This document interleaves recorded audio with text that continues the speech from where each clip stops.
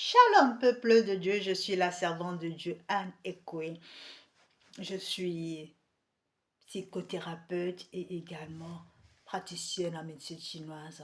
Donc il y en a qui voient mes posts sur TikTok, sur WhatsApp, sur Facebook et de temps en temps je fais des émissions sur la RTDS les dimanches pour pouvoir exhorter quelqu'un, pour pouvoir aider quelqu'un à comprendre quelque chose.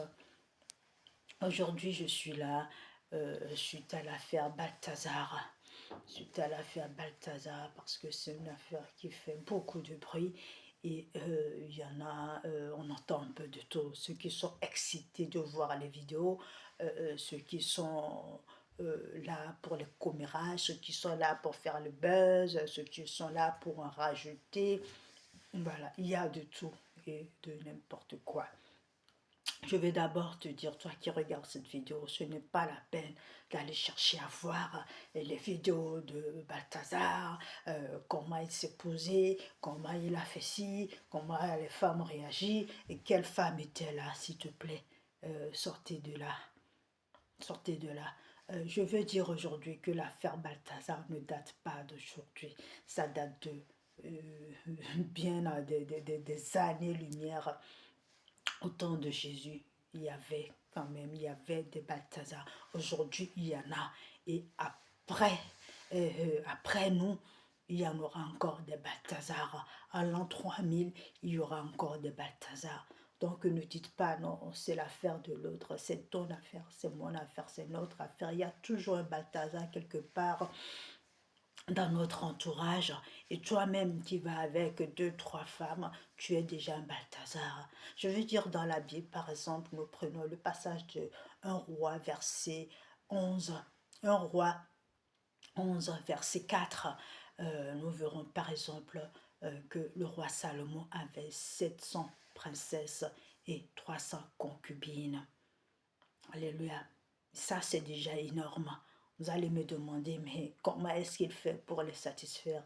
Je n'en sais rien, mais je pense qu'il devrait les satisfaire. Ma question au jour d'aujourd'hui se pose à toutes ces femmes qui courent après les hommes. Vous cherchez quoi? Il y en a qui cherchent la sensation forte, il y en a qui cherchent le bien-être, il y en a qui cherchent l'amour, et voilà, les finances aussi, un peu de ça. Et vous allez voir que on parle de problèmes de finances chez ce Balthazar, sûrement que tous les finances, les milliards qui ont déserté sur le compte, ben, c'est parti dans les poches de ces femmes. La Bible déclare dans 5, dans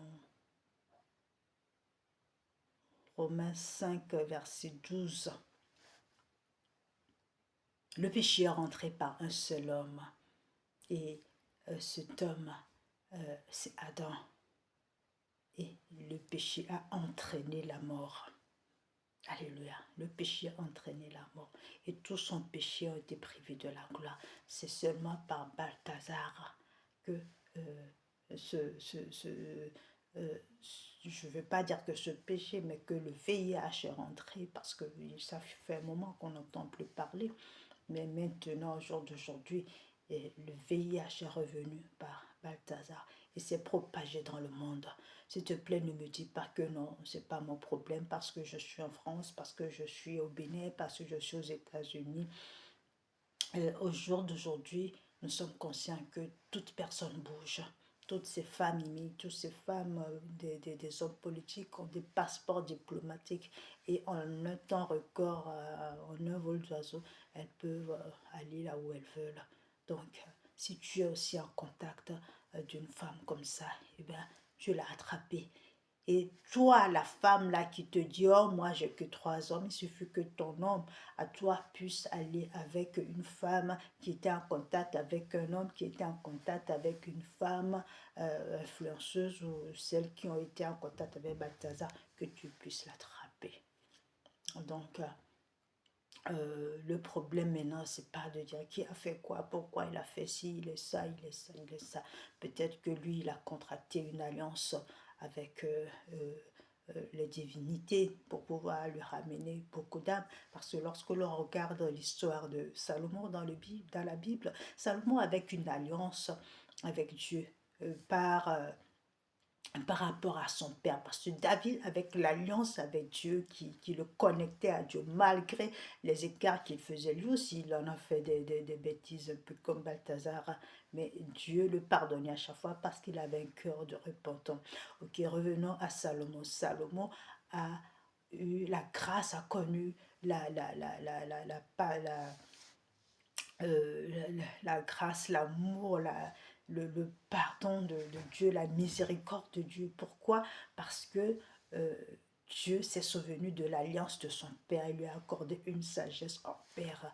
Maintenant, ce qui s'est passé, c'est que Salomon, par l'alliance qu'il a contractée avec toutes ses concubines, est allé après d'autres dieux, les faux dieux, Astarté, Baal et tout ça, et a contracté de fausses alliances qui ont fait que son alliance avec Dieu a été rompue et son amour pour Dieu n'y était plus. La protection de Dieu sur lui n'y est plus. Donc, je veux dire par là que toi, la femme qui accorde ton intimité à quelqu'un comme ça, et qui n'est pas en accord avec Dieu, qui a sûrement contracté d'autres alliances pour nous, peut-être juste te donner cette maladie, ou alors t'éloigner du droit chemin, c'est à toi de te repentir. Peut-être que lui, il a vendu son âme au diable, mais toi qui vends ton corps, tu dois te repentir. Je veux dire à une femme, notre intimité est vraiment sacrée. L'intimité de la femme est sacrée. C'est une très grande porte. La porte de la donne accès à plusieurs autres portes. Et ces portes, il y a des portes de bénédiction, il y a des portes de malédiction, il y a des portes qui te font rentrer dans un gouffre sans fin. Maintenant, si tu prends la mauvaise clé, que tu ouvres la mauvaise porte, ça t'entraîne dans la malédiction et tu ne t'en sors pas.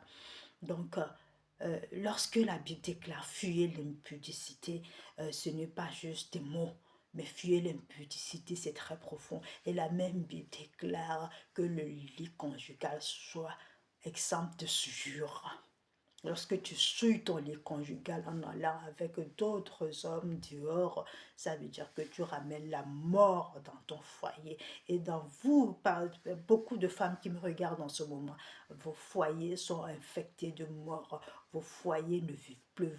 Dans vos foyers, il n'y a plus l'amour, il n'y a plus la paix, il n'y a plus la joie, il n'y a plus rien. Parce que vous-même, vous avez donné accès au malin, vous avez donné accès à la mort. Au jour d'aujourd'hui, je veux te dire que notre Dieu, il est magnanime, il est compatissant, il est miséricordieux, il est plein de bonté.